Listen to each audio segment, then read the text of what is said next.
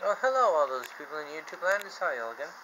Usually don't get to see this part, me making a weapon and all. Usually you get to see me, test it, explain a little bit of it, try to show you how to use it. But it's a little bit of a history lesson too. Now, what am I doing? Well, other than being weird and creepy as normal, I'm making a bolo. Bolo is actually a name for a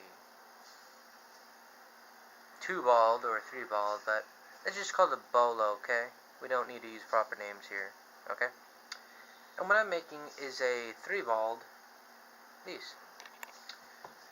Slight history lesson on it is used to ensnare, entangle, and basically make sure something's not moving for large prey, animals, slaves, people trying to get away, and it's quite effective. In many cases, there's reported of broken bones when the balls hit their chest or whatever else. There's two ways you can make it. Either by taking your object, let's just say this is a coconut, and drilling a hole through it, fishing your line through, tying a knot at the end, or various knots so it doesn't slide out, and throwing that. Second way of doing it is making a pouch and putting your object in it and stringing the line through that. Originally, down in Mexico, where this is from, they used scrotums. I'm not kidding. They walked up to an animal, about, a few of them, and put balls in their bells, or really heavy rocks, strung them up, and then they threw them, and they used that. Later on, they eventually got better at it and just used round stones and put, hooks on those and threw those. They still do use the pouch method today just because it's the most popular. On this one, I have two,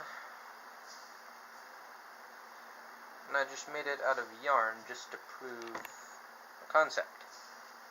Now, how I made these is, you can see, this is just a yarn version. I'm going to make it out of line, just like this. And how I made it is just simple little pouch, and here, there's one thread I can cut, so I can open it, change it out for stuff. I cut it on this one so I can show you, see? You just poke it out, pop in a different projectile, pop, and it's still attached. Then I just sew it back up, get that little line right here that I can cut it, and put in a new one. I also experimented with putting rocks in these, see if they're any better than tennis balls. I did not find too much of a difference in weight. I couldn't find any rock that was heavier than a golf ball for about its size. The aerodynamics of it did change a little bit. I did see it drop a little bit more and, swing a little bit better just because, it's flat. But overall, I didn't see too much of a difference. That's why, I'm making this video just to say, oh, you should use rocks. It'd been better. No, I tested it. All three of these filled up with rocks, and I threw them a few times, different styles. And I did not see any difference. I mean, yes, if I was making this, originally, I would have just used all rocks, but I'm using tennis balls. I'm also going to do this, I was going to use golf balls instead of tennis balls. The tennis ball method, I'm going to drill a hole through those. Yes, you can hear the rain outside. That's why I haven't made too many outdoor videos, just because that's all it's been doing for the past 2-3 weeks. But yeah, I'm just going to drill a hole through the golf balls, hole through the tennis balls, and run the line through it, just like this. I usually use two.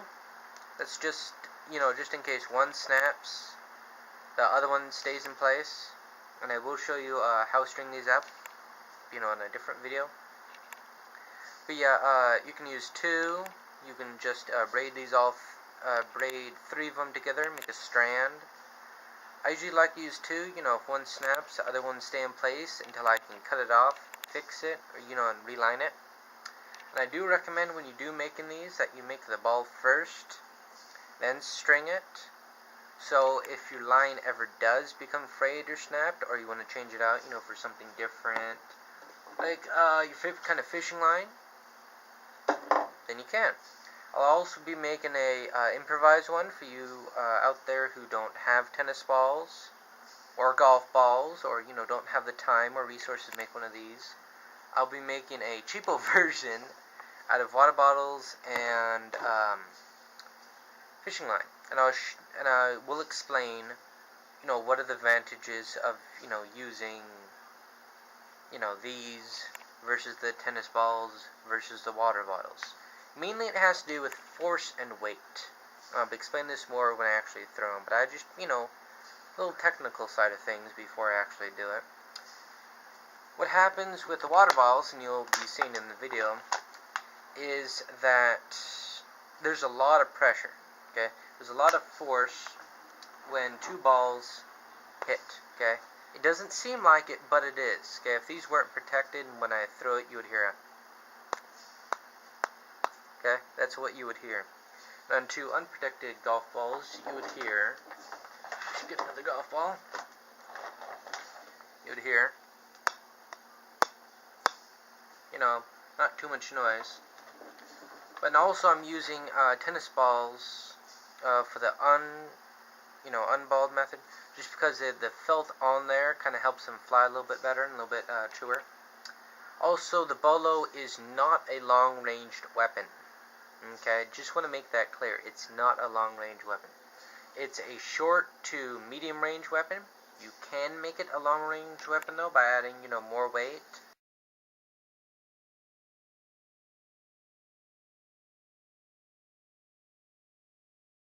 Originally, what they would do to get longer ranges for their bolos is they would just add more weight.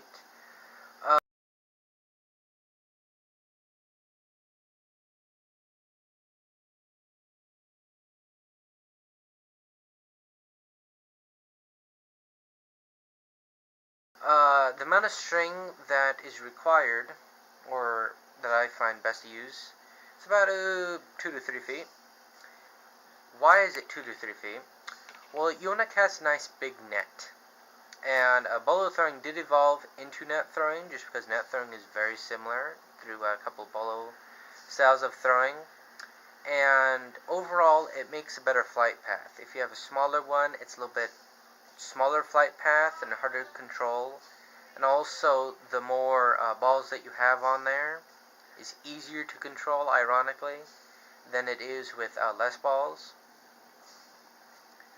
And it's overall easier to use. Of course, tangling does happen every once in a while.